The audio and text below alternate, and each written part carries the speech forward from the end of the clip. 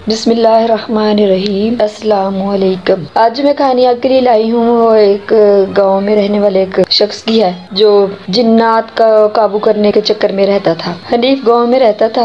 इसे शुरू ही से जिन्नात को काबू करने का बहुत शौक था। थोड़ा बहुत पढ़ा लिखा था। मंत्रों की मोटी मोटी किताबें खरीद कर लाने का जुनून था। हर वक्त कोई न कोई चिल्ला काटता रहता। फिर किसी काले इल्म वाले हिंदू पंडित के पास जाने लग गया। इनकी जमीनें वगैरह थी जिससे अच्छी खासी गुजर बसर हो रही थी। इसके 5 बच्चे थे, 3 बेटियां और 2 बेटे। कहा जाता है कि इस तरह के इल्म सीखने वाले सीख तो लेते हैं जब कोई चिल्ला काटता है तो अगर तो कोई उस्ताद अच्छा मिल गया तो, वरना ऐसे लोग पागल हो जाते हैं या फिर खत्म हो जाते हैं। हनीफ के साथ भी कुछ ऐसा ही होने वाला था। वो सारी सारी रात जागता रहता और पढ़ता रहता, कभी वीराने में तो कभी मस्जिद में। छोटे बेटे को हर वक्त साथ रखता। इसकी बीवी मना करती तो इसे डांट कर कहता कि मैं एक दिन बहुत बड़ा आमल बनूंगा। किसी बड़े की भी ना मानता। रफ्ता रफ्ता इसे दौरे पड़ने लगे। डॉक्टरों के पास इसका इलाज न था, लेकिन जब भी जरा होश में रहता तो फिर इसे इन्हीं चक्करों में पड़ जाता। एक दिन सुबह की अजान हुई तो छोटे बेटे को भी साथ उठा कर ले आया। नमाज सब लोग मस्जिद में ही अदा करते थे।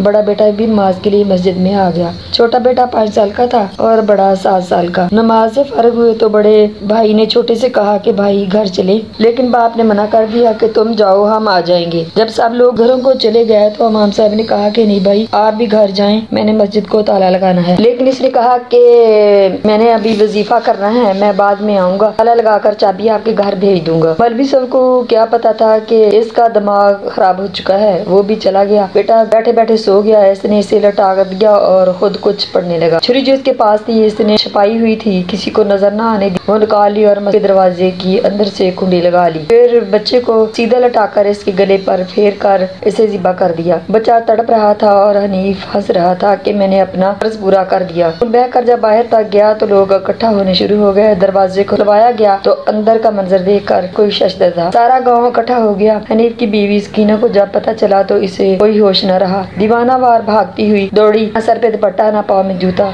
हाय जालिम, तूने ये क्या कर दिया? मैंने तो मन्नतों से बेटों की जोड़ी अल्लाह ताला से दुआओं में मांग मांग कर ली थी। स्कीना की 3 बेटियां जो बड़ी थीं, बेटे को इस हालत में देखकर वहीं बेहोश होकर गिर पड़ी। हनीफ कह रहा था कि मेरे जिन ने मुझे बेटे की कुर्बानी करने को कहा था। वो पागल हो चुका था। गाँव वालों ने रस्सा डालकर इसे बांध दिया। पुलिस आ गई। पुलिस वालों से भी यही कह रहा था। फिर साथ जेल में रहा। यहाँ वही जुनून था। सजा काट कर जब बाहर आ गया, काफी इलाज वगैरह भी करवाए और किसी अच्छे बुजुर्ग के पास ले गए जिससे कुछ बेहतर हो गया। अब तो नहीं काटता, मगर अब कैंसर का मरीज बन चुका है। छोटी बेटी को भी दौरे पड़ते हैं। पता नहीं क्यों लोग अपनी जिंदगी नॉर्मल से हटकर गुजारना चाहते हैं। दरमियान वाली बेटी के 2 बेटे हैं, वो गूंगे हैं। हनीफ के बच्चे कहते हैं कि एक को वैसे ही मार दिया, हमारी जिंदगियां भी अजीरन कर दी। किसी काबिल अमल के पास जाते हैं तो कहता है कि इन्हीं अमलियात की वजह से चीजें आप लोगों के पीछे पड़ गई हैं। कीना को तो जैसे चुप लग गई है। इतना अर्सा गुजर चुका है, फिर भी अपने जिगर गोशी को नहीं बुला सकी। कहती है मुझे मालूम होता कि ना जाने देती। मैं तो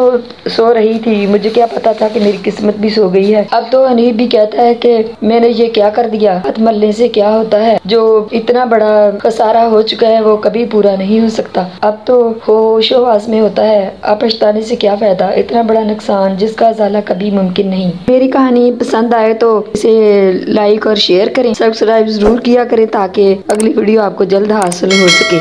अल्लाह हाफिज।